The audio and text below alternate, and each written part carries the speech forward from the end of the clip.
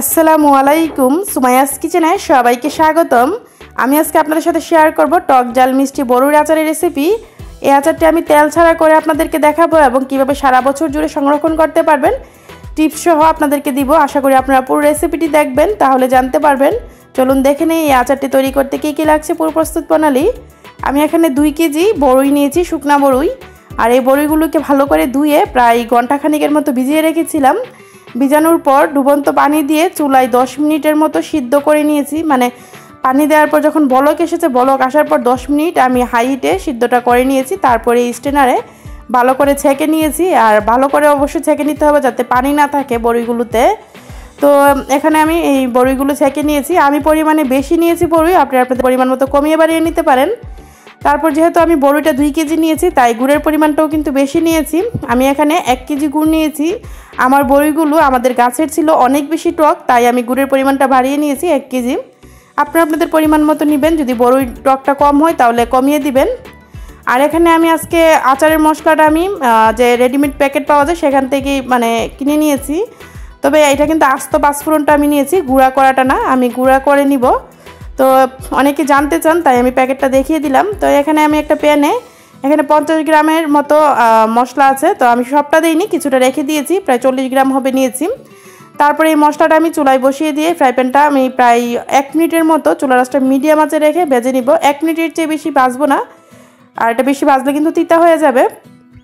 তো 1 মিনিটের মতো মিডিয়াম আঁচে রেখে আমি ভেজে নিচ্ছি। আর ভেজে নেওয়ার পর ঠান্ডা করে তারপর ব্লেন্ডারে ব্লেন্ড করে নিব। এটা ভাজা হয়ে গিয়েছে, এখন আমি চুলা থেকে নামিয়ে নিচ্ছি আর ঠান্ডা হওয়ার পর ব্লেন্ড করে আপনাদেরকে দেখাবো। এখানে আমি একটা বড় প্যানে, যেহেতু আমি বড়ির পরিমাণ বেশি নিয়েছি, এখানে একটা বড় প্যান নিয়েছি। এই প্যানের মধ্যে আমি গুড়টা নিয়ে নিয়েছি। গুড়টা আমি এরকম করে টুকরো টুকরো করে নিয়েছি। তারপর আমি এখানে কিন্তু কোনো পানি দিব না, যেহেতু সংরক্ষণ করা যাবে বছরখানিক, তাই কিন্তু পানি দেওয়া যাবে না। আমি এখানে প্রায় এখানে দেখুন আমি ভিনেগারটা আপনাদেরকে দেখিয়ে দিচ্ছি। অনেকে জানতে চান ভিনেগার আর সিরকা কি একই জিনিস। আসলে ভিনেগার আর সিরকা কিন্তু একই জিনিস। তো আমি এখানে ভিনেগার দিয়ে দিলাম হাফ কাপের চেয়ে কিছুটা বেশি, 1.5 কাপের মতো। তো আমি পানি দিব না, তাই 1.5 কাপ ভিনেগার দিয়ে দিলাম গুড়ের সাথে। তো গুড়টা আর ভিনেগারটা ভালোভাবে নেড়েচেড়ে দেওয়ার পর এখানে দিয়ে দিলাম 6টা এলাচ। আর এখানে 3টা তেজপাতা আমি 2 ভাগ করে দিয়ে দিলাম। তারপর নেড়েচেড়ে মিশিয়ে নিচ্ছি। চুলার আঁচটা কিন্তু এই পর্যায়ে আমি ফুল আঁচে রেখেছি, অপেক্ষা করছি গুড়টা ভালো করে মিশে আসা পর্যন্ত। এই যে দেখুন গুড়টা কিন্তু প্রায় গলে এসেছে। এখন আমি মশলা দিয়ে দিব। আর প্রথমে লবণটা দিয়ে দিচ্ছি, যেহেতু আচারে কিন্তু লবণের পরিমাণটা একটু বাড়িয়ে দিতে হয়। আমি স্বাদ অনুযায়ী লবণটা দিয়ে দিয়েছি, আর পরে লাগলে আবার চেক করে দিব। এখানে আমি নিয়েছি 2 টেবিল চামচ জিরা গুঁড়া, 1.5 টেবিল চামচ ধনে গুঁড়া, আর মরিচ নিয়েছি 1 টেবিল চামচ। আমি শুকনা মরিচের যে আদা ভাঙা গুঁড়াটা, চিলি ফ্লেক্স আর কি, সেটা পরে আবার দিব, তাই আমি এখানে 1 টেবিল চামচ মরিচ গুঁড়ো দিলাম। তো সব কিছু দিয়ে নেড়েচেড়ে মিশিয়ে নিয়েছি। আর যে আচারের মশলাটা আমি ঠান্ডা করে কিন্তু ব্লেন্ডারে ব্লেন্ড করে গুঁড়া করে নিয়েছি, এখানে 1 টেবিল চামচ গুঁড়া দিয়ে দিচ্ছি, আর বাকিটা নামানোর আগে দিব। এই যে দেখুন ঠিক এরকম হয়েছে গুঁড়াটা, 1 টেবিল চামচ গুঁড়া দিয়ে দিলাম। এখন নেড়েচেড়ে মিশিয়ে নিচ্ছি। তো নেড়েচেড়ে প্রায় 2 মিনিটের মতো চুলার আঁচটা মিডিয়াম আঁচে রেখে আমি জাল করে নিয়েছি। তো এই সবগুলো মশলা দেওয়ার পর 2 মিনিট পর খুব সুন্দর একটা ঘ্রাণ বের হয়েছে। এখন আমি যে বড়িগুলো দিয়ে দিব, সবগুলো বড়ই একসাথেই দিয়ে দিলাম। তা এখন আবারও নেড়েচেড়ে সব কিছুর সাথে ভালোভাবে মিশিয়ে নিচ্ছি।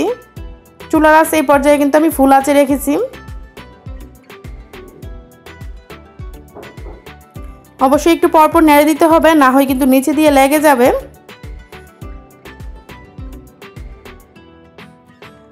তেল ছাড়া কিন্তু আচারটা খেতে অনেক বেশি মজার হয়। আর অনেকেই অ্যাসিডিটি প্রবলেমের কারণে কিন্তু আচার খেতে চায় না, কিন্তু তারা কিন্তু এভাবে করে আচারটা খেতে পারেন। তো এখন আমি চিলি ফ্লেক্স দিয়ে দিচ্ছি, এখানে 1.5 টেবিল চামচ। চিলি ফ্লেক্স হচ্ছে মরিচটা হালকা ভেজে এটাকে আদা ভাঙা করে নেওয়াটাকেই কিন্তু চিলি ফ্লেক্স বলে। এটা আমরা সবাই জানি, তারপর যারা নতুন রাঁধুনি তাদের জন্য আমি বলে দিলাম। তো মরিচটাকে আমি এরকম করে ভেঙে 1.5 টেবিল চামচ দিয়ে দিলাম। তারপর নেড়েচেড়ে আবারও মিশিয়ে নিচ্ছি। আর এখানে কিন্তু কোনো ধরনের ঢাকনা ব্যবহার করতে হবে না। তারপর এই যে দেখুন একটু যখন পানি উঠে এসেছে, যে ভিনেগারটা দিয়েছি, গুড় আর ভিনেগার মিলে এক্সট্রা যে পানিটা উঠেছে, বড়ি দেওয়ার পর আরও একটু পানি দেখা যাচ্ছে, তখন আপনারা এরকম একটা বড় চামচ নিয়ে এভাবে ভেঙে দিবেন। আমি কিন্তু একবার বেশি করে ভাঙবো না, প্রায় 1-1.5 মিনিটের মতো হালকা একটু ভেঙে দিব। মানে একটু আধা ভাঙ্গা করে দিব আর কি। একবার বেশি করে ভাঙলে মানে আপনারা দিতে পারেন আপনাদের পছন্দ মতো করে, একদম বেশি করে ভেঙে দিতে পারেন। তবে আমি হালকা একটু ভেঙে দিয়েছি 1-1.5 মিনিট। তো 1-1.5 মিনিট ভাঙার পর ঠিক এরকমটা হয়েছে, এর চেয়ে বেশি আর ভাঙবো না। চুলার আঁচ ফুল আঁচে রেখে এখন আমি এই আচারটা জাল করে নিচ্ছি, মানে আচারটা একদম মাখা মাখা আর আঠালো ভাব না আসা পর্যন্ত। তো কিছুক্ষণ পর প্রায় 5 থেকে 7 মিনিট পর আমি যে আচারের মশলা বাকিটা রেখেছিলাম সবটা আচারের মশলাই দিয়ে দিলাম, মানে 5 ফোড়নের গুঁড়াটা আর কি দিয়ে দিলাম।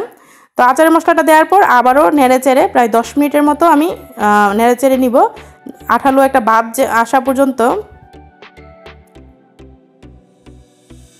তো অবশ্যই অনবরত নেড়ে চেড়ে দিতে হবে এই সময়, কারণ এই সময় কিন্তু নিচে দিয়ে লেগে যাওয়ার একটা ভয় থাকে। আমি অনবরত নেড়ে চেড়ে 10 মিনিট জাল করে নিচ্ছি। আর জাল করতে করতে দেখুন আঠালো ভাবটা কিন্তু চলে এসেছে, নিশ্চয়ই দেখে বুঝতে পারছেন, চামচটা থেকে পড়তে যাচ্ছে না। আর আঠালো ভাবটা আপনারা দেখলেই বুঝতে পারবেন ঠিক এইরকমটা। তো আমার আচার কিন্তু তৈরি হয়ে গিয়েছে। এখন আমি চুলা থেকে নামিয়ে আলাদা একটা হাঁড়িতে নিয়ে নিয়েছি। আর আচার করার পর কিন্তু এই কড়াই রাখবেন না, তাহলে আচারের কালারটা নষ্ট হয়ে যাবে। মানে যেই পাত্রে আপনি আচারটা তৈরি করবেন সেই পাত্রে রাখলে আচারের কালারটা মানে কালো হয়ে যায়। তাই আলাদা একটা পাত্রে আমি নিয়ে নিয়েছি আচারটা। তো আমি তো অনেক বেশি আচার দিয়েছি, নিশ্চয়ই দেখেই বুঝতে পারছেন। আপনারা আপনাদের পরিমাণ মতো কমিয়ে বাড়িয়ে দিবেন। তারপর আমি একটা সার্ভিং ডিশে আচারটা নিয়ে নিয়েছি। তো এখন এই আচারটা ঠান্ডা হলে আপনারা সংরক্ষণ করবেন, ঠান্ডা হলে কাচের বয়মে রেখে দিবেন, তাহলে আপনারা বছর খানিক ধরে এই আচারটা খেতে পারবেন। আচারটা একদমই নষ্ট হবে না। চাইলে মাঝে মধ্যে রোদ দিতে পারেন, রোদে দেওয়ার কারণে এই আচারটা বছর খানিক ভালো থাকবে। আর আপনারা যদি ফ্রিজে রাখতে চান ফ্রিজে রেখেও খেতে পারেন। তো ফ্রিজে রাখলেও কিন্তু 1 বছর রাখলেও নষ্ট হয় না, তার চেয়ে বেশি সময়ও থাকে, 1 বছরের বেশি সময়ও থাকে। এভাবে আচারটা আপনারা সংরক্ষণ করতে পারেন। আমি কিন্তু আচারে কোনো এক্সট্রা পানি ব্যবহার করিনি, যার কারণে এই আচারটা একদমই নষ্ট হওয়ার কোনো ভয় থাকে না। তো দেখলেনই তো কত সহজে তেল ছাড়া এই আচারটা তৈরি করা যায়। আর এই আচারটা খেতে কিন্তু ভীষণ মজার হয়, অসম্ভব মজার এই আচারের রেসিপিটি অবশ্যই আপনারা ট্রাই করবেন। আশা করি আপনাদের কাছে অবশ্যই ভালো লাগবে। রেসিপিটি ভালো লাগলে একটা লাইক দিবেন, কোনো প্রশ্ন থাকলে কমেন্ট করবেন। আর আমার চ্যানেলটি প্লিজ সাবস্ক্রাইব করে আমার সাথেই থাকবেন। রেসিপিটি দেখার জন্য আপনাদের সবাইকে অসংখ্য ধন্যবাদ। সবাই ভালো থাকবেন, আমার জন্য দোয়া করবেন।